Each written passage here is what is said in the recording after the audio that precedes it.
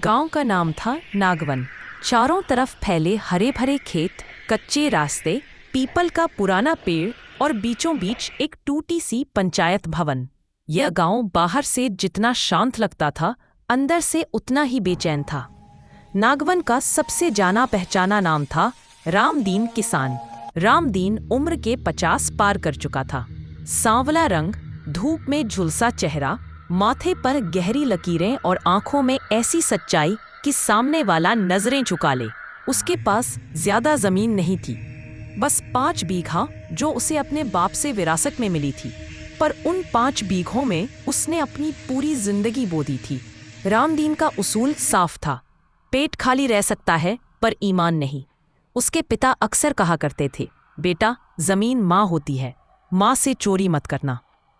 आज भी रामदीन सुबह सूरज निकलने से पहले उठता, मिट्टी को माथे से लगाता और खेत में उतर जाता। उसकी पत्नी सीता शांत स्वभाव की थी, कम बोलती, ज्यादा सहती। एक बेटा था मोहन, उम्र करीब 22 साल, पढ़ा लिखा था, शहर जाकर नौकरी करना चाहता था, लेकिन हालात उसे बांध कर रखे हुए थे। नागवन में सब कुछ वैसा नहीं था जैसा दिखता था। गांव का सरपंच था हरिराम चौधरी, ऊपर से हंसमुख, नीचे से जहरीला। सरकारी योजनाओं का पैसा, खाद का घोटाला, फसल बीमा की हेराफेरी, सब उसके हाथ में था। अधिकतर किसान मजबूरी ने उसके सामने झुक चुके थे, लेकिन रामदीन वह कभी नहीं झुका। हरिराम को यही बात सबसे ज्यादा चुभती थी। एक दिन पंचायत में हरिराम ने सबके सामने कहा, रामदीन भाई, अब जमाना बदल गया है, सीधे रहने से पेट नहीं भरता। रामदीन ने शांति से जवाब दिया, सरपंच जी, पेट तो भर जाएगा, पर बच्चों को क्या सिखाएंगे। पंचायत में सन्नाटा छा गया। हरिराम के चेहरे पर मुस्कान थी, लेकिन आंखों में आग। वह सावन का महीना था। रात भर तेज बारिश हुई थी, खेत पानी से लबालब थे। सुबह रामदीन खेत पर पहुंचा तो कुछ अजीब दिखा। उसके खेत की मेड़ टूटी हुई थी। पास के बड़े जमींदार ठाकुर देव सिंह के खेत का पानी उसकी फसल में घुस आया था। गेहूं की खड़ी फसल आधी बर्बाद हो चुकी थी। रामदीन चुपचाप मिट्टी में बैठ गया। उसने एक मुट्ठी मिट्टी उठाई, आंखों से लगाई। सब्र रख रामदीन, उसने खुद से कहा। उसी समय उसे कुछ चमकता हुआ दिखा। मिट्टी के नीचे से एक लोहे का संदूक झांक रहा था। रामदीन चौंक गया। उसने इधर उधर देखा, खेत में कोई नहीं था। संदूक जमीन में आधा दबा हुआ था, काफी पुराना लग रहा था। दिल जोर जोर से धड़कने लगा। यह क्या है? उसने डरते डरते संदूक खोला। संदूक का राज अभी अधूरा। जैसे ही ढक्कन खुला, रामदीन की आंखें फटी की फटी रह गईं। अंदर थे नोटों की गड्डियां, सोने के कुछ सिक्के और एक पुरानी सी फाइल। इतना पैसा उसने अपनी जिंदगी में कभी नहीं देखा था। उसके हाथ कांपने लगे।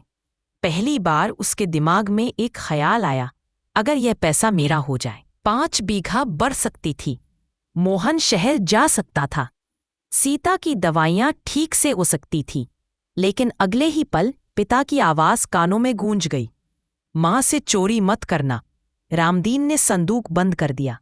उसने इधर उधर देखा, फिर धीरे से कहा, ये मेरा नहीं है। घर में तूफान। शाम को रामदीन ने ये बात घर में बताई। मोहन की आंखें चमक उठीं। बाबा, भगवान ने मौका दिया है, कौन देख रहा है, हम ही खेत के मालिक हैं। सीता घबरा गई। रामदीन, इसमें कुछ गड़बड़ है, दूर रहो इससे। रामदीन चुप था। रात भर उसे नींद नहीं आई। संदूक की चमक उसकी आंखों के सामने घूमती रही। सुबह होते ही वह पंचायत गया। ईमान की पहली परीक्षा पंचायत में उसने सरपंच हरिराम को सब कुछ बता दिया। हरिराम की आंखों में चमक आ गई। अरे वाह रामदीन, बहुत अच्छा किया बताकर, अब ये मामला पंचायत संभालेगी। लेकिन रामदीन ने एक शर्त रखी, जब तक असली मालिक न मिले संदूक वहीं रहेगा और कोई हाथ नहीं लगाएगा। हरिराम ने जबरदस्ती मुस्कान दबाई, बिल्कुल बिल्कुल।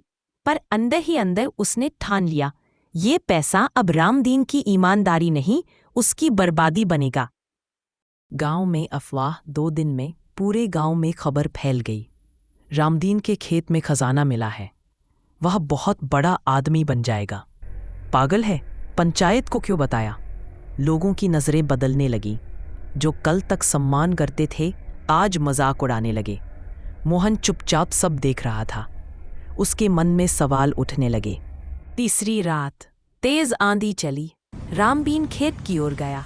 संदूक गायब था और मेड़ के पास खून के धब्बे थे। रामदीन की आवाज कांप गई। हे भगवान, यह मैंने क्या कर दिया? दूर कहीं कुत्ते रो रहे थे और नागवन गांव की हवा में पहली बार डर की बदबू फैल चुकी थी। नागवन गांव की रात अब पहले जैसी नहीं रही थी। जहां कभी मेंढकों की टर और हवा की सरसराहट होती थी, वहां अब डर की खामोशी पसरी हुई थी। रामदीन खेप के बीच खड़ा था। संदूक गायब, मिट्टी पर ताजे खून के धब्बे। उसके हाथ पांव ठंडे पड़ गए। ये सब मेरी वजह से? उसकी आवाज खुद उसके कानों तक नहीं पहुंची। गांव में हलचल सुबह होते ही खबर फैल गई। रामदीन के खेत में खून मिला है। लोग झुंड बनाकर खेत देखने आने लगे। कोई सहमा हुआ था, कोई उत्सुक, कोई शक भरी निगाहों से देख रहा था। सरपंच हरिराम सबसे पहले पहुंचा। उसने बनावटी चिंता दिखाते हुए कहा, ये तो बहुत गंभीर बात है रामदीन भाई। लेकिन उसकी आंखें कुछ और ही बोल रही थीं। उसी समय गांव का चौकीदार भागता हुआ आया। सरपंच जी, नदी के पास एक लाश मिली है। सीता का दिल बैठ गया। मोहन सन्न रह गया। रामदीन बिना कुछ बोले नदी की ओर चल पड़ा। लाश की पहचान नदी किनारे भीड़ जमा थी। मिट्टी में सना हुआ शरीर, चेहरा पहचान में नहीं आ रहा था। जैसे ही पुलिस ने कपड़ा हटाया, एक औरत चीख पड़ी, अरे यह तो रघु है। रघु गांव का गरीब मजदूर, कभी कभी ठाकुर देव सिंह के यहाँ काम करता था। उसके सिर पर गहरी चोट थी। पुलिस ने सवाल पूछने शुरू किए। आखिरी बार इसे किसने देखा था? भीड़ में से एक आवाज आई, कल रात रघु को रामदीन के खेत की तरफ जाते देखा था। रामदीन चौंक गया। यह झूठ है, मैंने किसी को नहीं बुलाया। लेकिन शक की सुई अब उसी की ओर घूम चुकी थी। पहला इल्जाम थानेदार ने सख्त आवाज में पूछा, रामदीन, तुम्हारे खेत में खजाना मिला था, सही? रामदीन ने सिर झुका लिया। हाँ, और अब खजाना गायब है और लाश भी वहीं से जुड़ी है। मोहन आगे बढ़ा, मेरे पिता निर्दोष है। थानेदार ने ठंडी हंसी हंसी।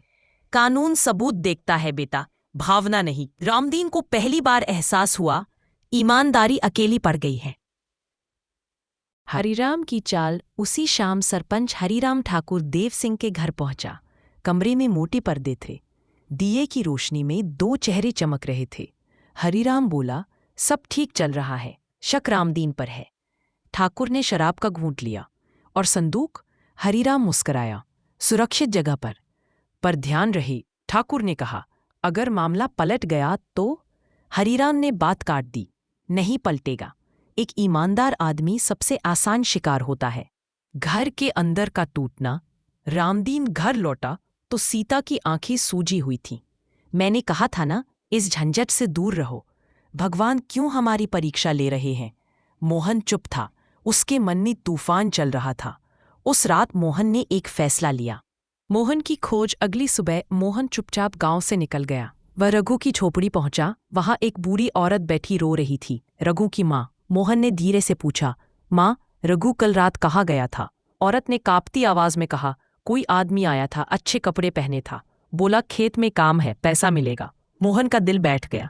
कैसा आदमी? चेहरे पर तिल था और आवाज में घमंड।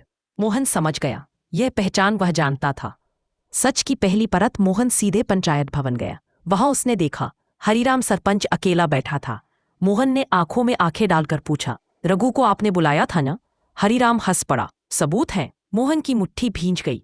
अगर मेरे पिता को कुछ हुआ तो याद रखना सरपंच जी। हरिराम की मुस्कान ठंडी पड़ गई।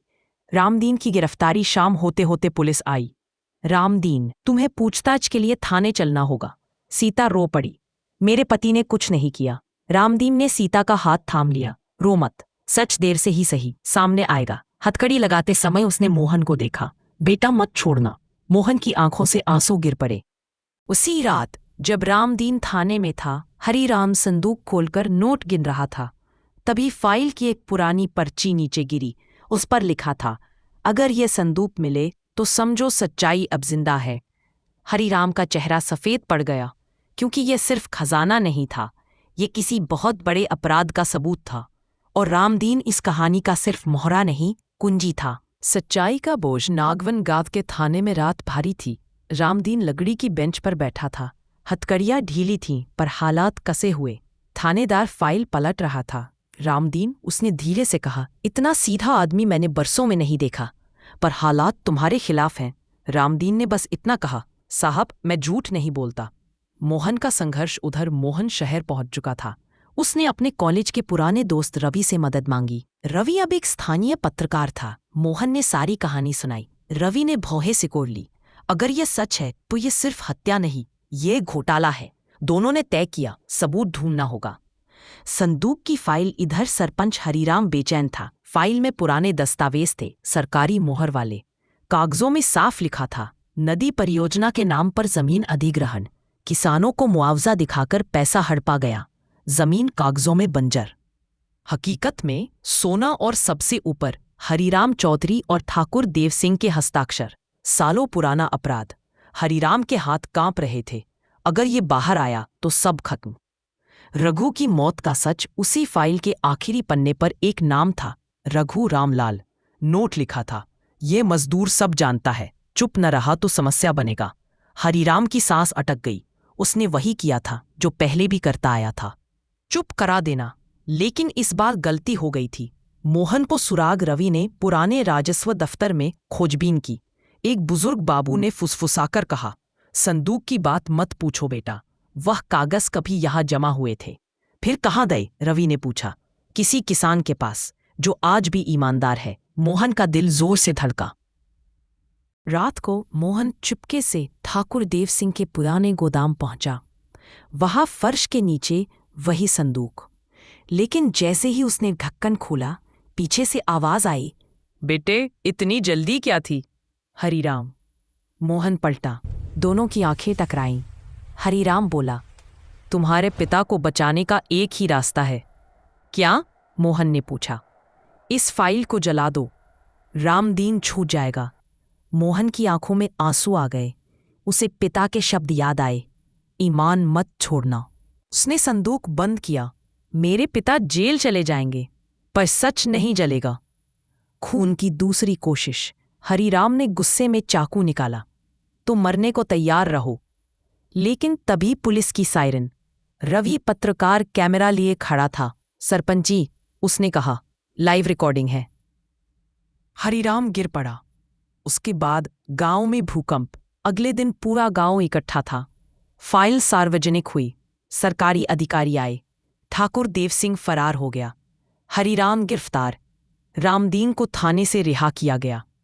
जब हथकड़ियां खुलीं, रामदीन की आंखों में आंसू थे। उसके बाद रामदीन का सवाल। गांव वालों ने उसे घेर लिया। आप महान हैं, आपकी वजह से सच सामने आया। रामदीन ने मिट्टी उठाई, उसे माथे से लगाया। महान मैं नहीं, महान यह मिट्टी है।